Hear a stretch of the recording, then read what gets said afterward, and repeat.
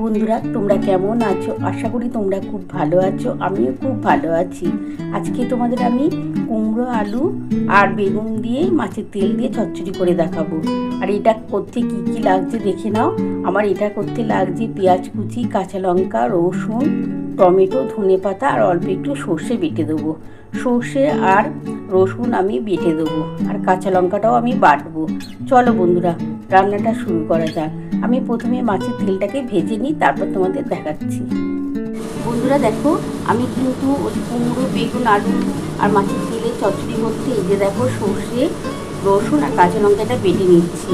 আর কড়ার মধ্যে তেল বসিয়ে দিয়েছি। দেখো বন্ধুরা, তেলটা আমার গরম হয়ে গেছে। এর মধ্যে এবার মাছের তেলটা ভেজে নেব। মাছের তেলটা ভেজে নেওয়ার পর তোমাদের আমি রান্নাটা করে দেখাচ্ছি। আর এইটা কিন্তু এই যে কুমড়ো, বেগুন, আলু দিয়ে চচ্চড়ি করবো মাছের তেল দিয়ে, যা খেতে লাগে না বন্ধুরা, খুবই ভালো লাগে খেতে। তোমরা বাড়িতে একবার হলেও করে খেও। আমি মাছের তেলটা দিয়ে ভেজে নিই। বন্ধুরা দেখো, আমি কড়ার মধ্যে কিন্তু মাছের তেলটা দিয়ে দিয়েছি। এবার আমি এটা ঢাকা দিয়ে ভেজে নেবো মাছের তেলটা, নালে খুবই ছেটকায়। ওই জন্য আমি একটু ঢাকা দিয়ে ভেজে নিই, ভেজে তোমাদের দেখাচ্ছি তারপর। বন্ধুরা দেখো, আমার কিন্তু সর্ষে, কাঁচা লঙ্কা, রসুন বেটে নিয়েছি। আমি কিন্তু রসুন 4 কোয়া দিয়েছি, তোমরা তোমাদের পরিমাণ মতন দিও। বন্ধুরা দেখো, আমার কিন্তু মাছের তেলটা ভেজে তুলে নিয়েছি। এবার ওই তেলের মধ্যে আমি একটু 5 ফোড়ন দিয়ে দেবো। দেখো, আমি আর তেল দিলাম না। মাছের তেল ভাজতে যে তেলটা বেরিয়েছে, এর মধ্যে একটু 5 ফোড়ন দিয়ে দিলাম।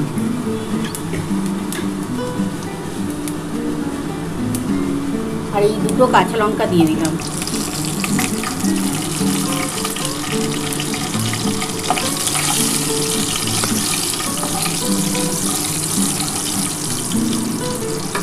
এবার আমি দেখো প্রথমে আলু দিয়ে দেবো।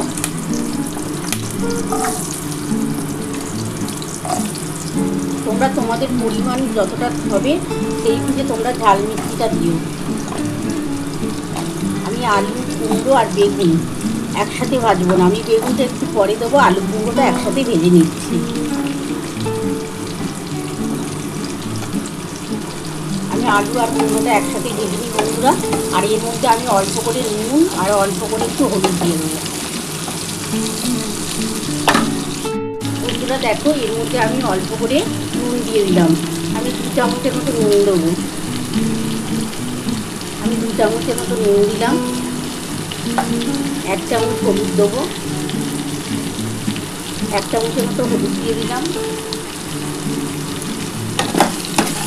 দিয়ে ভালো করে এই আলু আর কুমড়োটাকে ভেজে নেব।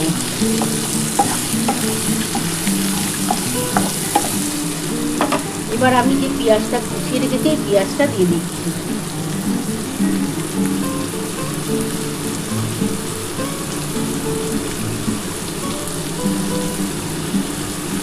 এই পেঁয়াজটা দিয়ে দিলাম।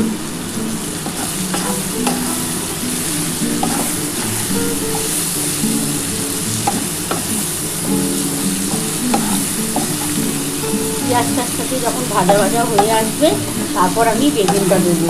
আর অল্প একটু ঝাল লঙ্কার গুঁড়ো দেবো। এটা একটু ঝাল ঝালই ভালো লাগবে খেতে বন্ধুরা। মাছের তেল পড়বে তো, সেই জন্য একটুখানি ঝাল না দিলে খেতে টেস্ট লাগবে না। দেখো পেঁয়াজটা ভাজা হয়ে গেছে। এবার আমি বেগুনটা দিয়ে দিলাম।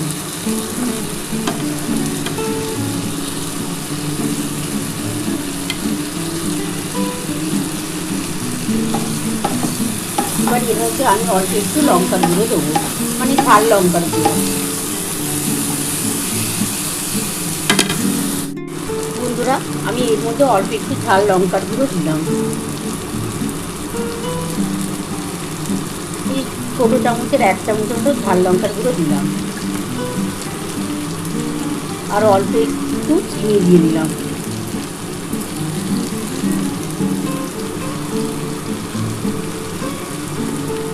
এই যে টমেটো কুটে রেখেছিলাম, একটা ছোটো টমেটো, এটা দিয়ে দিলাম।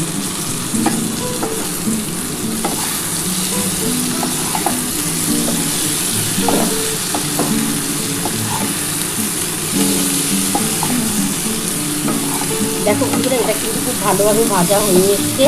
এবার এই যে সর্ষে, রসুন আর কাঁচা লঙ্কা বেটে রেখেছি, এটা এবার দিয়ে দেবো।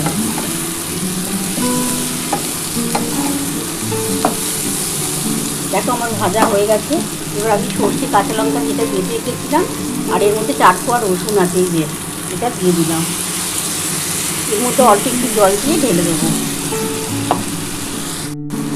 বন্ধুরা দেখো, এই যে সর্ষের জলটা আমি দিয়ে দিলাম।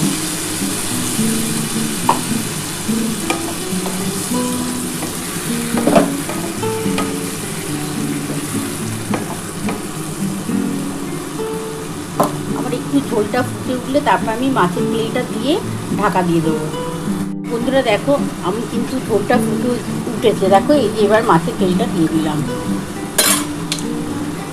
এবার আমি ঢাকাটা দিয়ে দেবো। ঢাকা দিয়ে আমি 10 মিনিটের মতো আস্তে করে রাখবো, রেখে তারপর আমি নামাবো। কেন আমার এটা তো হয়েই গেছে, একটুখানি আস্তে করে দিয়ে যদি করি না, এটা খুব ভালো সেদ্ধ হয়ে যাবে।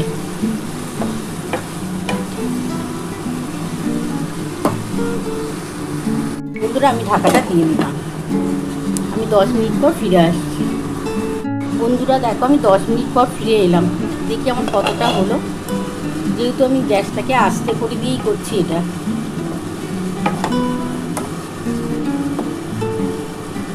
আমার মোটামুটি হয়ে এসছে বন্ধুরা।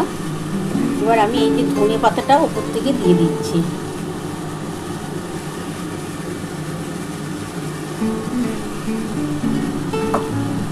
দিয়ে আরও 2 মিনিটের মতো রেখে দিলাম। তারপর আমি নামিয়ে তোমাদের দেখাচ্ছি। বন্ধুরা দেখো, আমি 2 মিনিট পর ফিরে এলাম। দেখি আমার কতটা হলো। দেখো আমার গ্যাসটা কিন্তু আস্তেই করা আছে। দেখো হয়ে গেছে। এবার আমি এটা নামিয়ে নিচ্ছি, নামিয়ে তোমাদের দেখাচ্ছি।